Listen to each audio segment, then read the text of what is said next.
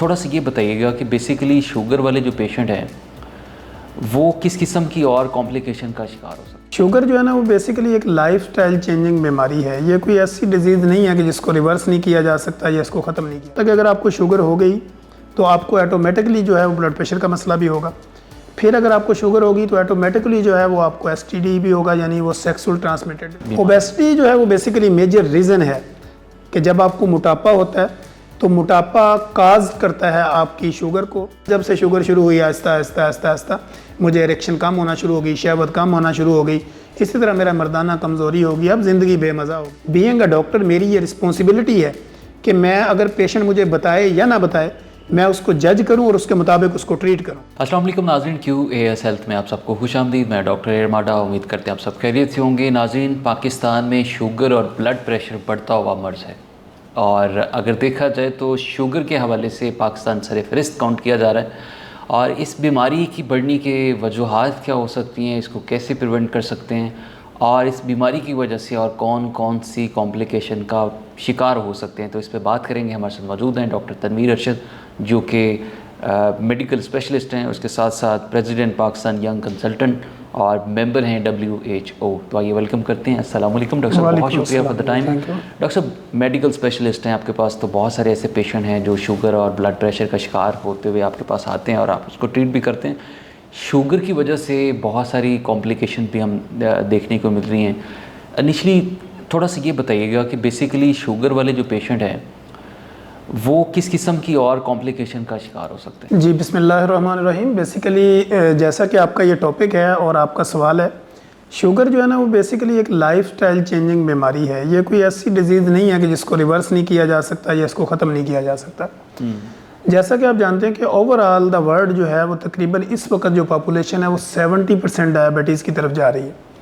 कुछ वो लोग हैं जो कंप्लीट जो है वो शुगर के मरीज़ हैं, कुछ वो लोग हैं जो प्री डायबिटिक हैं, यानी वो शुगर के दायरे के बिल्कुल बाउंड्री लाइन पे खड़े हैं। अगर वो अपना लाइफस्टाइल चेंज करते हैं, अपनी डाइट हैबिट्स को चेंज करते हैं तो वो रिवर्सेबल होते हैं। अब दूसरी बात यह कि जब आपको शुगर हो जाती है तो इसके आगे जो कॉम्प्लिकेशंस आपकी बॉडी के ऊपर क्या होती हैं, उसमें नंबर एक तो ये होता है कि अगर आपको शुगर हो गई तो आपको ऑटोमेटिकली जो है वो ब्लड प्रेशर का मसला भी होगा। फिर अगर आपको शुगर होगी तो ऑटोमेटिकली जो है वो आपको एसटीडी भी होगा, यानी वो सेक्सुअल ट्रांसमिटेड डिजीज़ होगी, या आपको ईडी भी हो सकता है, इरेक्टाइल डिसफंक्शन आप उसको हो सकता है। इस तरह आपकी मेल इनफर्टिलिटी हो सकती है, ठीक है, फीमेल इनफर्टिलिटी हो सकती है। तो आपकी लाइफ के अंदर बेशुमार इस तरह की कॉम्प्लिकेशंस आ सकती हैं जो कि थ्रू शुगर होंगी, क्योंकि शुगर जब होगी तो आपकी बॉडी का पूरा निज़ाम ख़राब होगा। अच्छा डॉक्टर साहब, ये भी हम देखते हैं कि शुगर और ब्लड प्रेशर के पेशेंट ही डायलिसिस की तरफ क्यों जाते हैं, क्या वजह है इसकी? एक तो ये होती है कि जब शुगर वाला बंदा जो है, क्योंकि वो अपनी लाइफस्टाइल चेंज नहीं करता या उसको सही गाइड नहीं किया जाता या लोग न्यूट्रिशनिस्ट की तरफ नहीं जाते। माहिर ग़िज़ाइयत का हमारी ज़िंदगी में बहुत अहम रोल है, क्योंकि जब आपको शुगर होगी फिर आप खुद से डिसाइड नहीं कर सकते कि मैं क्या चीज़ लूँगा या क्या चीज़ नहीं लूँगा। तो उसमें फिर आपको माहिर ग़िज़ाइयत की ज़रूरत पड़ती है। वो आपको प्रॉपर गाइडलाइन देते हैं कि कौन सी खुराक आपने लेनी है जिसमें कार्बोहाइड्रेट्स कम हो, प्रोटीन का पोर्शन ज़्यादा हो, फाइबर ज़्यादा हो, ताकि आपकी बॉडी में बाहर से आने वाली जितनी भी ग्लूकोज़ है वो फ्रुक्टोज़ की सूरत में हो या आप सेचुरेटेड फैट के थ्रू ले रहे हो, तो उसको आपने किस तरह कूल डाउन रखना है अपनी बॉडी में ताकि आपका आगे सिस्टम ख़राब ना हो। एक बात हमेशा हमारे व्यूअर्स को ये सोचना चाहिए कि जब भी आपको शुगर होगी तो ऑटोमेटिकली आपको दिल का मसला भी होगा और गुर्दों का मसला भी होगा, क्योंकि जब आपके दिल ने पंपिंग करनी है, उन्होंने ब्लड की सप्लाई जो है वो गुर्दों को देनी, अब गुर्दों ने उसको फिल्टर करके वॉश करके दोबारा देना है। तो जब आपके गुर्दे ख़राब होंगे ऑटोमेटिकली आप दिल के मरीज़ होंगे, जब आप दिल का मसला होगा तो ऑटोमेटिकली आप हार्ट डिजीज़ की तरफ जाएंगे। इसलिए शुगर एक रिवर्सेबल बीमारी है। इसको लाइफस्टाइल चेंज करने से, डाइट हैबिट चेंज करने से जब आपकी शुगर रिकवरेबल होगी, यानी कूल डाउन होगी, रिवर्स होगी, तो आपको किडनी डिजीज़ के चांसेस कम से कम होंगे। अच्छा डॉक्टर साहब, ओबेसिटी या मोटापे का कितना रोल होता है इस बीमारी? ओबेसिटी जो है वो बेसिकली मेजर रीज़न है कि जब आपको मोटापा होता है तो मोटापा काज करता है आपकी शुगर को, आपके ब्लड प्रेशर को, आपके नी जॉइंट पेन को और आपके किडनी डिजीज़ को। क्योंकि जब आपको मोटापा होगा तो आपकी बॉडी में जो आपके ऑर्गन है उनके इर्द गिर्द फैट जमा होना शुरू हो जाएगी। ओवरऑल फैट कोई बुरी चीज़ नहीं है। अगर आपकी दाएं बाएं चीज़ों के ऊपर अगर फैट है जो सबकुटेनियस फैट है तो वो इतना आपके लिए नुकसानदेह नहीं है, लेकिन जो आपकी वेजल फैट है जो आपके आर्गन के ऊपर है, आपकी आर्टरीज के अंदर है, आपकी वेन्स के अंदर है, तो वो आपके किडनी भी डैमेज करेगी, आपके लिवर पे प्रॉब्लम करेगी, आपको हार्ट अटैक की तरफ ले जाएगी और हार्ट डिजीज में कन्वर्ट कर देगी। तो इसलिए मोटापे को कम करना ये बहुत ज़रूरी है। मोटापा जो है वो इस वक्त 60% ऑल ओवर द वर्ल्ड है, कि पूरी दुनिया में 60% लोग जो है वो ओबीज़ हैं। अब ओबीज़ का एक जो पैमाना हमने निकाला है आज के दौर के अंदर, पहले ये होता था कि आप अपनी बॉडी मास देखते हैं, यानी BMI करते हैं, या अपना वेट चेक करते हैं, तो वेट में आप कहते हैं मैं मोटा हूँ। अब वो थ्योरी फेल हो गई है। अब ये है कि आपने इंची टेप लेनी है, आपने अपने पेट को जो है ना वो लूज छोड़ना है और आपने नाव के ऊपर से रख के उसको लेना है। अगर मर्द है तो 36 इंच से ऊपर अगर है तो वो ओबीज़ है, मोटापा है। औरत है अगर वो 32 इंचेस से ऊपर है उसकी कमर या उसकी वेस्ट, तो वो मोटापे का शिकार है। अब जो हमारी मेजरमेंट है वो ये है कि आपने सिंपल इंची टेप से घर में खुद ही नापना, ये नहीं देखना आपका वजन कितना है। अगर इंचेस में आपकी बॉडी फैल रही है तो आप मोटापे का शिकार है। तो इस वाले से तो डॉक्टर साहब एक्सरसाइज बड़ा मेजर रोल अदा करती है। आप क्या समझते हैं कि एक्सरसाइज से ये डायबिटीज़ ट्रीटेबल है या नहीं? सर, ये जो आपका सवाल है ये मैंने डिफरेंट चैनल्स के ऊपर, डिफरेंट जगह के ऊपर, सेमिनार्स के ऊपर, अपने क्लिनिकल ट्रायल में, क्योंकि हम बेशुमार पेशेंट देखते हैं, लोग हमारे पास आते हैं कि डॉक्टर साहब मैं वॉक भी करती हूँ या मैं वॉक भी करता हूँ, मैं एक्सरसाइज भी करता हूँ या मैं एक्सरसाइज भी करती हूँ, उसके बावजूद मेरा वेट जो है ना वो 1 kg भी कम नहीं होता। तो हम कहते हैं कि हमें जो है वो आप ये बताएं कि आपका लाइफस्टाइल क्या है, आप उठती कब हैं, सोती कब हैं, बैठती कब हैं, खाती कब हैं, या लेते क्या हैं, या आपका इनटेक क्या है, वो इनपुट क्या है, आउटपुट क्या है, कि आपकी बॉडी में जा क्या रहा, निकल क्या रहा है। तो वहाँ पे क्या होता है, लोग कहते हैं जी मैं सारा दिन कुछ भी नहीं खाता, बस 1 कप चाय सुबह पीता हूँ, 1 दोपहर में पीता हूँ, 1 शाम में पीता हूँ, रोटी तो मैंने कभी खाई नहीं, लेकिन मेरा वेट कम नहीं हो रहा। तो वेट कम करना बेसिकली इंटेलेक्चुअली इसको आपने कम करना है कि होशियारी होनी चाहिए, आपका दिमाग एक्टिव होना चाहिए। जब आपने शुगर का 1 कप ले लिया यानी चाय का, उसमें आपने शुगर ले ली, उसमें आपने साल्ट ले लिया, निकोटीन ले ली, ये सारी चीज़ें जमा होगी, आपकी बॉडी जो है उसने इंसुलिन रिलीज़ करना शुरू कर दी और आपका सिस्टम चल गया। अब आपने 1 कप चाय पिया या आप 2 पराठे खा लें, वो सेम कंडीशन है।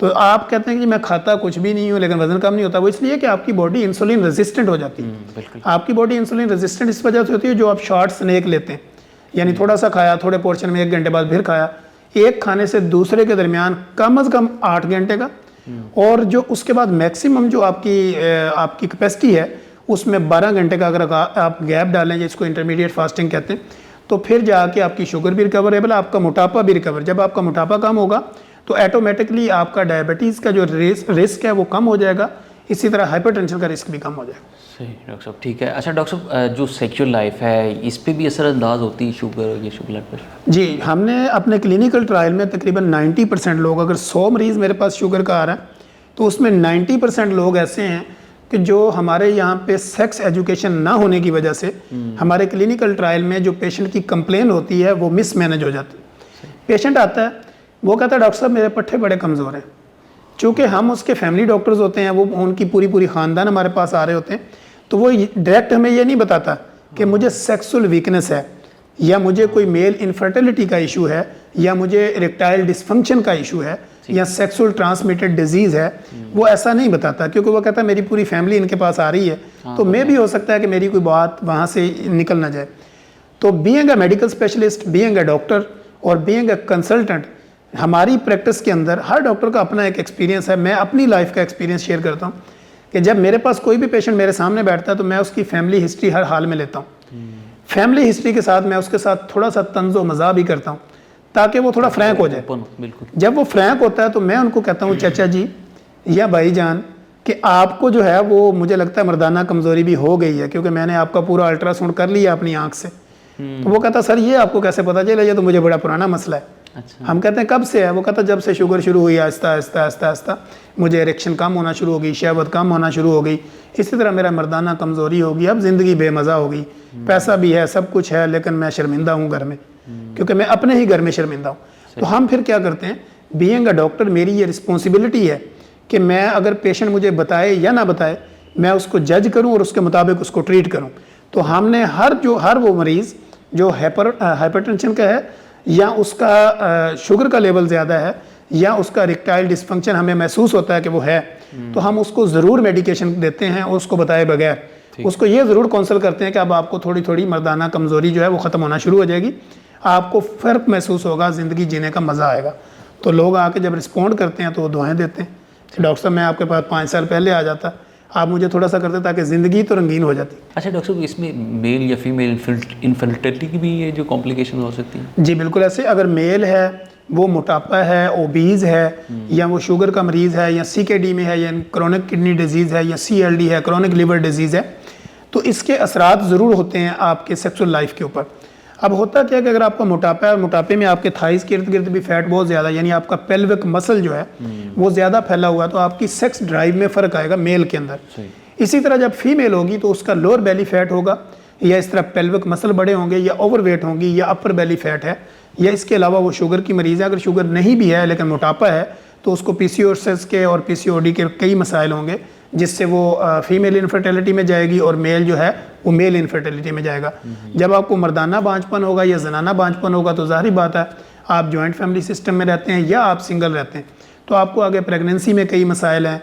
और अगर मेल है तो उसकी अपनी जो सेक्सुअल लाइफ है या उसकी जो पर्सनल लाइफ है, मियाँ बीवी का रिलेशनशिप है, उसमें भी खराबियाँ पैदा होती हैं, क्योंकि जब आपकी सेक्स ड्राइव सही नहीं होती तो ये इंसान की एक नेचर, उसकी एक ज़रूरत है, तो वो जब पूरी नहीं होती तो आपकी पूरी की पूरी लाइफ डिस्टर्ब होती है। लिहाजा मोटापा है, ब्लड प्रेशर है, शुगर है, ये तीनों चीज़ें आपकी सेक्सुअल लाइफ के ऊपर इफेक्ट करती हैं और आपको डैमेज करती हैं। ठीक है डॉक्टर साहब, बहुत शुक्रिया। आज इस मौजू पे हम बात कर रहे थे कि डायबिटीज़ या ब्लड प्रेशर की वजह से बहुत सारी कॉम्प्लिकेशन का शिकार हो जाते हैं हम, और ये बढ़ता हुआ मर्ज़ है। शुगर के हवाले से अगर देखा जाए तो पाकिस्तान सरफ़हरिस्त है और हर तीसरा फ़र्द कहीं ना कहीं शुगर या ब्लड प्रेशर का शिकार होता हुआ नज़र आ रहा है। इससे बचा कैसे जा सकता है, क्योंकि हमारा तो मकसद ये है कि आपको अवेयरनेस दें, हम बताएं कि इससे कौन कौन सी कॉम्प्लिकेशन या किस तरह से आपको आगे फर्दर लाइफ में मसाइल आ सकते हैं। और जो प्री डायबिटिक पेशेंट हैं उनको भी अर्ली डायग्नोज कर लिया जाए तो इट्स वेरी बेटर कि हम इस डिज़ीज़ को पहले से ही काउंटर कर लें। तो आज का सेगमेंट उम्मीद करते हैं आपके लिए बड़ा ही मुफीद साबित हुआ होगा। आज का शो अपने इख्तिताम को पहुँचता है। अपने मेज़बान डॉक्टर एमाडा को इजाज़त दीजिए। अल्लाह निगहबान।